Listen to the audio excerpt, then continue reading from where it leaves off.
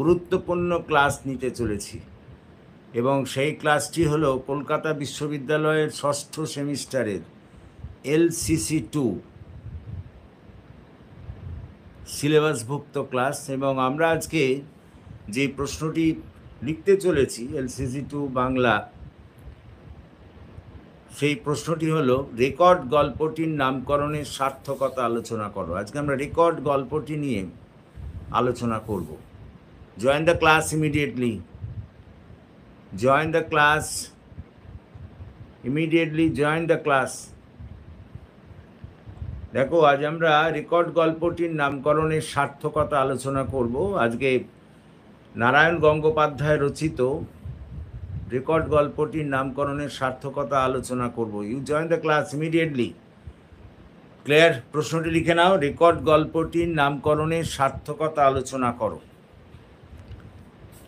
দেখো, প্রথমেই বলে নিই যে নারায়ণ গঙ্গোপাধ্যায়ের একটি বিখ্যাত গল্পের বই আছে, নাম লক্ষ্মীর ঝাঁপি। সেই লক্ষ্মীর ঝাঁপি গল্পের মধ্যে এটি অন্তর্ভুক্ত। এই গল্পটি লক্ষ্মীর ঝাঁপি গল্পের মধ্যে অন্তর্ভুক্ত। তার এই রেকর্ড গল্পটি আমরা আজকে তারই নামকরণের সার্থকতা আলোচনা করব।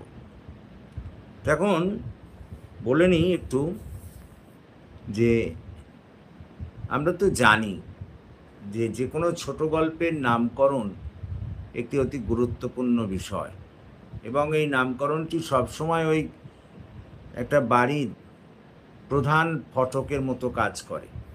প্রধান ফটকের মধ্যে দিয়ে যেমন আমরা খুব সহজেই গৃহের মধ্যে প্রবেশ করতে পারি, তেমনি এই নামকরণের মধ্যে দিয়েও গল্পের মধ্যে প্রবেশ করা যায়। এবং পাঠক পাঠিকারা নামকরণের মধ্যে দিয়েই কিন্তু গল্পের মধ্যে পৌঁছে যেতে পারেন বা একটা আন্দাজ করতে পারেন। সেই কারণে গল্পকারেরা তো নামকরণের উপরে বিশেষ গুরুত্ব দিয়ে থাকেন। তারা মূলত তিনটে উপাদানের উপর ভিত্তি করে নামকরণ করেন, এবং এই তিনটি উপাদান হলো গল্পের বিষয়বস্তু, মুখ্য চরিত্র, অথবা গল্প মধ্যস্থিত কোনো আকর্ষণীয় ঘটনা। অবশ্য কখনো কখনো তারা নিজেদের মনোভাবের ওপর ভিত্তি করেও নামকরণ করতে পারেন। স্বাভাবিকভাবে এখন এই রেকর্ড গল্পটির নামকরণ সার্থক হয়েছে কি না এ বিষয়ে আমাদের জানতে হলে প্রথমেই গল্পটা বিশ্লেষণের প্রয়োজন আছে। গল্পটা বিশ্লেষণ করে যদি এই সব উপাদানগুলোর মধ্যে কোনো একটার সঙ্গে নামকরণের আমরা সাদৃশ্য বা ঘনিষ্ঠ সম্পর্ক দেখি, তাহলে আমরা বলবো যে নামকরণটা সার্থক হয়েছে। এখন রেকর্ড গল্পটা বিশ্লেষণ করে দেখা যায় যে একদিন গল্পকথক মানে লেখক, তিনি একটা ওই বুক সেলফ কেনার জন্যে চোরাবাজারে প্রবেশ করেছিলেন। কথাটা বোঝার চেষ্টা করো। তো এখন তো সেই চোরাবাজারে প্রবেশ করে তেমন বুক সেলফ তিনি তেমন ভালো দেখতে পাননি। তো ওই যখন ফেরত আসছিলেন তখন একটা দোকানের মধ্যে বিভিন্ন এই সব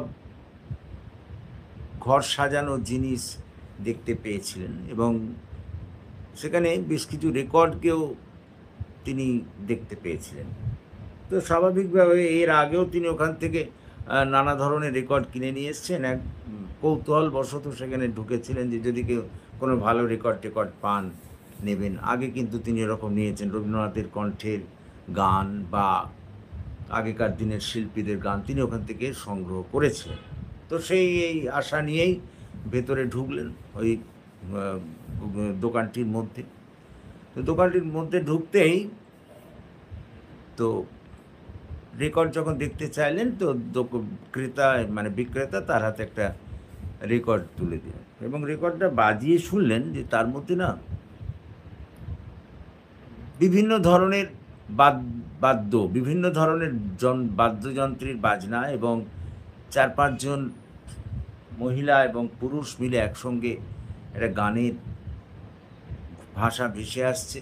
কিন্তু মুশকিল হচ্ছে লেখক তার কিছুই বুঝতে পারছিলেন না, মানে দুর্বোধ্য। যে ভাষায় তারা গান করছিল সেগুলো লেখকের কাছে বোধগম্য ছিল না।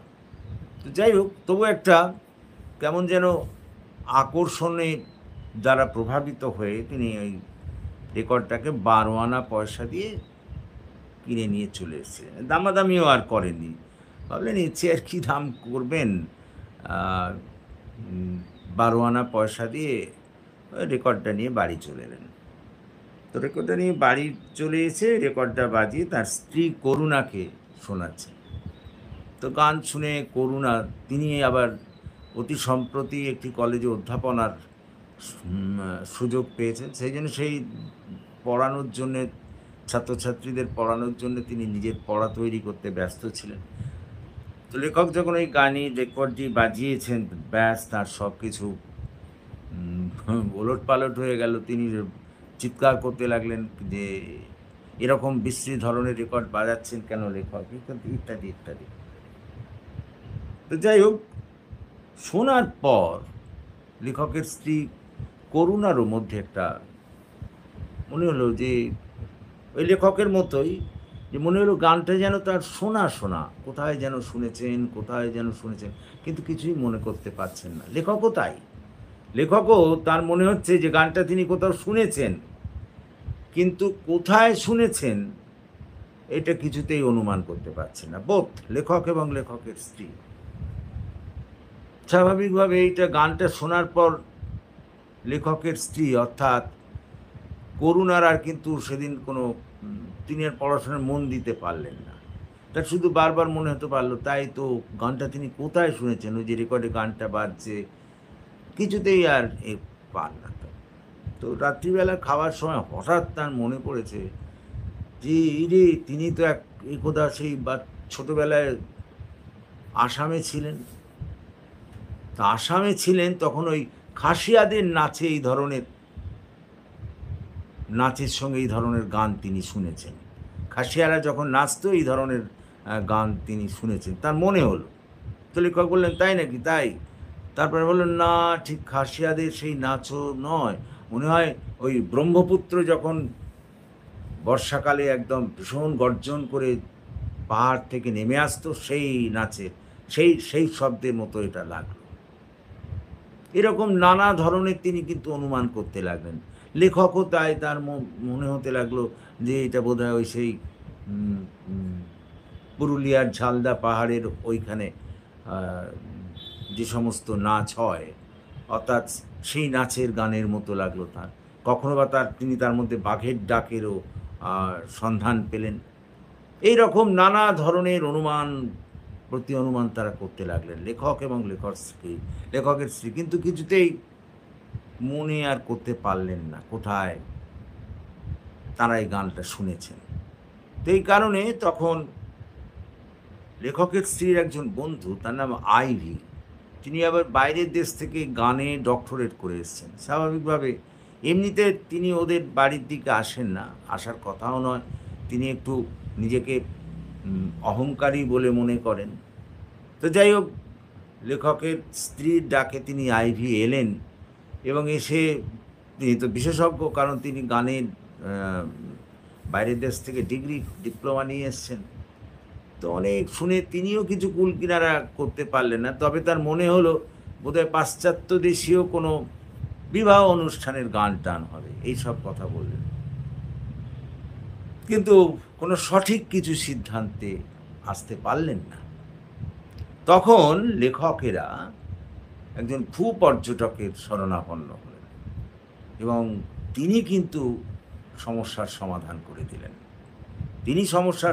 করে দিলেন। বললেন, ওরে বাবা, এই রেকর্ড আপনারা পেলেন কোত্থেকে? এই রেকর্ড তো কলকাতায় পাওয়ার কথা নয়, কী করে পেলেন? তো লেখক তখন বললেন যে, হ্যাঁ, তিনি ওই চোরাবাজার থেকে এই রেকর্ডটা সংগ্রহ করেছেন। তখন লেখক জিজ্ঞেস করলেন, বলুন তো, এই রেকর্ডে যে গানটা বাজছে, এই গানটা কোথাকার গান? তখন সেই ভূপর্যটক বললেন যে, এই তো খুব ভয়ঙ্কর গান মানে ইউরোপের একটা দেশের মুক্তিযুদ্ধের গান। সেই দেশে মুক্তিযোদ্ধারা গাইছে এবং এই গান নাৎসি যুগের, জার্মানিতে যখন নাৎসি যুগের হিটলারের নেতৃত্বে হচ্ছিল, হিটলার যখন তার নাৎসি বাহিনী নিয়ে ইউরোপের বিভিন্ন দেশে তার শাসন চাপিয়ে দিচ্ছিলেন, তো তার বিরুদ্ধে এই গান, এই মুক্তিযুদ্ধের গান গাওয়া হয়েছিল বলে হিটলারের বাহিনী মানে ওই নাৎসি দল এই যতজন গান গেয়েছে খুঁজে পেতে তাদের সবাইকে হত্যা করেছিল। আর সেই গানের রেকর্ড আপনারা পেলেন কি করে?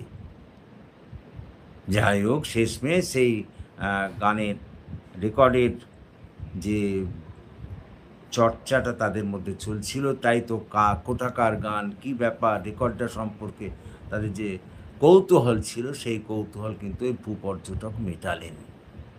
কথাটা বোঝার চেষ্টা করো। দেখুন, এই হচ্ছে গল্প। তো গোটা ছোট গল্পটাই কিন্তু আবর্তিত হয়েছে দেখো একটা রেকর্ডকে কেন্দ্র করে, একটা গানের রেকর্ডকে কেন্দ্র করে। আর গল্পটার নামকরণ করাও হয়েছে কিন্তু রেকর্ড। সুতরাং বুঝতে পারছো একেবারেই খুব সহজ কথা যে গল্পের বিষয়বস্তুর সঙ্গে আর নামকরণের একটা অদ্ভুত ধরনের মিল আছে, একটা অদ্ভুত ধরনের সম্পর্ক আছে। সেই কারণে আমরা বলতে পারি গল্পটির নামকরণ সার্থক হয়েছে। আমি আবার একবার বলি, খুব ভালো করে শোনো। বলতে হবে যে এই রেকর্ড গল্পটির রচয়িতা হলেন নারায়ণচন্দ্র গঙ্গোপাধ্যায়। তার একটি বিখ্যাত গল্পের বই আছে, বইটির নাম হচ্ছে লক্ষ্মীর ঝাঁপি। সেই লক্ষ্মীর ঝাঁপির মধ্যে অন্তর্ভুক্ত এই রেকর্ড গল্পটি। এটি একটি ছোট গল্প। এখন এই গল্পের নামকরণের কথা বলতে গেলেই বলা যায় যে কোনো ছোট গল্পকারই তো নামকরণের উপরে বিশেষ গুরুত্ব দেন, এবং তারা মূলত 3টে উপকরণের উপর ভিত্তি করে নামকরণ করেন। একটা হচ্ছে গল্পের বিষয়বস্তু, মুখ্য চরিত্র, অথবা গল্প মধ্যস্থিত কোনো আকর্ষণীয় ঘটনা। এখন এইখানে গল্পের নামকরণ যদি আমরা বিষয়টি বিচার করি, তাহলে অবশ্যই আমাদের গল্পটা বিশ্লেষণের প্রয়োজন আছে। গল্পটা বিশ্লেষণ করেই বলা যেতে পারে যে নামকরণটা সার্থক হয়েছে কিনা। লেখকেরা মূলত গল্পের বিষয়বস্তু, মুখ্য চরিত্র এবং গল্প মধ্যস্থিত কোনো আকর্ষণীয় ঘটনার উপর ভিত্তি করেই নামকরণ করেন। কখনো কখনো তো আবার তারা নিজেদের মনোভাবের উপর ভিত্তি করেও নামকরণ করেন। তো এক্ষেত্রে নারায়ণচন্দ্র গঙ্গোপাধ্যায় কোন বিষয়টিকে ধরে নামকরণ করেছেন সেটা জানার জন্য গল্পটা বিশ্লেষণের প্রয়োজন আছে। তো গল্পটা বিশ্লেষণ করে দেখা যায় যে একদা তিনি ওই গল্পকার অর্থাৎ নারায়ণচন্দ্র গঙ্গোপাধ্যায় চোরাবাজারে তার একটা ওই বুক সেলফ কেনার জন্য গিয়েছিলেন। তো বুক সেলফ ভালো পাননি, তো ফিরে আসছিলেন। ফেরার পথে ওই একটা দোকানে বিভিন্ন ঘরের টুকিটাকি সাজানো জিনিসপত্র দেখতে পেলেন এবং বহু রেকর্ডও দেখতে পেলেন। তো আগে ওই দোকান থেকে তিনি রেকর্ড কিনেছেন এবং বেশ ভালো ভালো রেকর্ড তিনি ওখান থেকে সংগ্রহ করেছেন। তো কৌতূহলবশত সেখানে ঢুকলেন। ঢুকতেই ওই বিক্রেতা তার কাছে একটা রেকর্ডের দিলেন হাতে ধরিয়ে, এবং সেই রেকর্ডটার থেকে বাজিয়ে অদ্ভুত ধরনের একটা গান শুনলেন। নানা রকম বাজনা বাজছে, আর তাতে 4-5 জন পুরুষ এবং মহিলা গান করছেন, কিন্তু সেই গানের ভাষা তিনি বুঝতে পারলেন না। তবে একটা অদ্ভুত ধরনের আকর্ষণ অনুভব করলেন গানটার প্রতি। গানটার মধ্যে যেন একটা আন্তরিকতা আছে, গানটার মধ্যে যেন একটা টান আছে, এবং সেই টান তিনি অনুভব করতে লাগলেন। যাই হোক, তিনি 12 আনা পয়সা দিয়ে গানটা ওই রেকর্ডটা কিনেও নিলেন। কোনো দামাদামিও করলেন না। মনে করলেন যে দামাদামি করলে এই রেকর্ডটা বা গানটার মূল্যকে অপমান করা হয়। সেই জন্য তিনি ওই দাম দিয়ে, যা চেয়েছিল দোকানদার, 12 আনা চেয়েছে, 12 আনা দিয়েই রেকর্ডটা নিয়ে বাড়ি ফিরলেন। তো বাড়ি ফিরে এসে এবার রেকর্ডটাকে বাজিয়ে শুনছেন। তো তার স্ত্রী করুণা চিৎকার করতে লাগলেন, কারণ তিনি একটু ওই পড়াশোনার কাজে ব্যস্ত ছিলেন। তিনি নতুন অধ্যাপনার ক্ষেত্রে ঢুকেছেন, ছেলেমেয়েদের পরের দিন ক্লাসে গিয়ে পড়াবেন, সেই জন্য বাড়িতে একটু বই চোখ বুলিয়ে নিচ্ছেন। আর সেই সময় ওই অদ্ভুত ধরনের রেকর্ডটি বাজাতে শুরু করলেন এই আমাদের লেখক। কারণ ওই যে বললাম, লেখক ওই গানটার প্রতি একটা আকর্ষণ অনুভব করছিলেন। তো ওই লেখকের স্ত্রী যখন শুনলেন, তিনিও ওই রকম প্রথমে চিৎকার করছিলেন। তারপরে যখন গানটা বন্ধ করা হলো, তিনিও যেন কেমন চিন্তান্বিত হয়ে পড়লেন। তারও মনে হতে লাগলো যে গানটা খুব শোনা শোনা মনে হচ্ছে, কিন্তু কিছুতেই মনে করতে পারছেন না কোথায় শুনেছেন। তার ওই লেখকের মতো অবস্থা, এবং তার ফলে তিনি যা কাজ করছিলেন সেই কাজেও আর মন দিতে পারলেন না। সারাদিন ভাবছেন, তাই তো গানটা কোথায় শুনেছি। উভয়ই, লেখকও ভাবছেন, লেখকের স্ত্রীও ভাবছেন। তো রাত্রিবেলা খাবার সময় তার মনে পড়ে গেল, অর্থাৎ আমাদের ওই লেখকের স্ত্রী, তিনি একেবারে খুব এক্সাইটেড হয়ে লেখককে বলতে লাগলেন, "এই শোনো, মনে পড়ে গেছে, এটা আমি ওই যখন ছোটবেলায় আসামে থাকতাম, তখন খাসিয়াদের নাচের সঙ্গে এই গান আমি শুনেছিলাম।" তো লেখক বললেন, "তাই নাকি, তাই নাকি? আমারও তো শোনা, শোনা লাগছে, কিন্তু আমি মনে করতে পারছি না।" তারপরে আবার লেখকের স্ত্রী বললেন, "তাই তো, না, না, খাসিয়াদের নাচে এই গানটা না। মনে হচ্ছে ওই ওই নাচ, এই গানটার সুর হচ্ছে ওই ব্রহ্মপুত্র যখন পাহাড়ি নদী থেকে, ওই পাহাড় থেকে যখন বর্ষার জল নিয়ে নামে, তখন যেমন আওয়াজ করে তেমন, তখনকার মতো। কথাটা বোঝার চেষ্টা করো।" লেখকও এরকম নানা রকম অনুমান করতে লাগলেন। তার মনে হলো যে ওই পুরুলিয়ায় যে সমস্ত আ আদিবাসীরা থাকে, তারা যে নৃত্য করে, তার নাচের গানের মতো তার লাগলো। মনে হলো এর মধ্য দিয়ে হাতির ডাক তারা শুনতে পেলেন। কখনো মনে হলো বাঘের ডাক শুনতে পেলেন এই গানের মধ্যে দিয়ে। তো কিছুতেই তারা সুরাহা করতে পারছেন না যে অ্যাকচুয়ালি গানটা কি, রেকর্ডটা। কিন্তু তবু তাদের মনে হচ্ছে তারা যেন এর আগে শুনেছেন। গানটার এমনই একটা মোহময়ী টান তারা অনুভব করছেন। অবশেষে লেখকের স্ত্রী তার বান্ধবী আইভি, যে নাকি বাইরের দেশ থেকে গানে ডক্টরেট করে এসেছেন, তো তাকে ডাকলেন তাদের বাড়িতে। এমনিতে তিনি খুব একটা তাদের বাড়িতে আসেন না, কিন্তু তাকে ডাকা হলো। তো তিনি অনেক কিছু সব ভেবে চিন্তে নানা রকম করে বললেন, এটা একটা পাশ্চাত্য দেশের বিবাহের সঙ্গীত, বিবাহের সময় এটা বাজানো হয়। তো তিনিও কিন্তু নিশ্চিত নন, এবং লেখকদেরও এটা খুব মনঃপূত হলো না। তখন লেখক একজন ভূপর্যটকের শরণাপন্ন হলেন, ওই কৌতূহলটাকে মেটানোর জন্য। তারা দুজনেই ভাবছেন গানটার বিষয়বস্তু কী জানা আমাদের দরকার, ভেতর থেকে, নাহলে একটা স্বস্তি পাচ্ছেন না। তখন সেই ভূপর্যটক বললেন, "ও বাবা!" তিনি সুরাহার সমাধান করে দিলেন ব্যাপারটা। তিনি বললেন, "এই গান আপনারা এখানে পেলেন কী করে? এ তো এখানকার গান নয়। কলকাতার বাজারে পেলেন কী করে?" তখন লেখক বললেন, "হ্যাঁ, পেয়েছি তো আমরা। এই কলকাতা থেকে, এই চোরা মার্কেট থেকেই কিনেছি।" তো বলল, "এই অ্যাকচুয়ালি আপনার ওই ইউরোপে যখন হিটলার জোর করে ইউরোপের বিভিন্ন দেশে তার নাৎসি শাসনকে চাপিয়ে দিচ্ছিলেন, তখন ইউরোপের একটা ছোট্ট দেশে সেখানে মুক্তিযুদ্ধ শুরু হয়েছিল, স্বাধীনতার যুদ্ধ। সেই স্বাধীনতার যোদ্ধারা এইসব গান গাইছে, এবং হিটলার এই গান শুনে এদিকে যতগুলো গায়ক গায়িকা এখানে ছিল সবাইকে কিন্তু হত্যা করেছিলেন। তো সেই মারাত্মক ধরনের সেই গান আপনারা পেলেন কী করে এই রেকর্ডটা?" যাক, এইভাবে রেকর্ডের ওই গানের সমাধান সূত্র বেরোলো, এবং তাদের কৌতূহল কোনোভাবে নিবৃত্ত হলো। তো এখন তো এই যে গল্পটা আমরা দেখলাম বিশ্লেষণ করে, তো দেখছি তো গোটা গল্পটাই তো এই অদ্ভুত ধরনের রেকর্ডটাকে কেন্দ্র করে গড়ে উঠেছে, আর নামকরণ করাও হয়েছে রেকর্ড। তাহলে নামকরণের সঙ্গে আর বিষয়বস্তুর একটা অদ্ভুত ধরনের ঘনিষ্ঠ সম্পর্ক এখানে লক্ষ্য করা যাচ্ছে। সেই কারণে বলা যায় যে এই গল্পটির নামকরণ যথাযথ এবং সার্থক হয়েছে।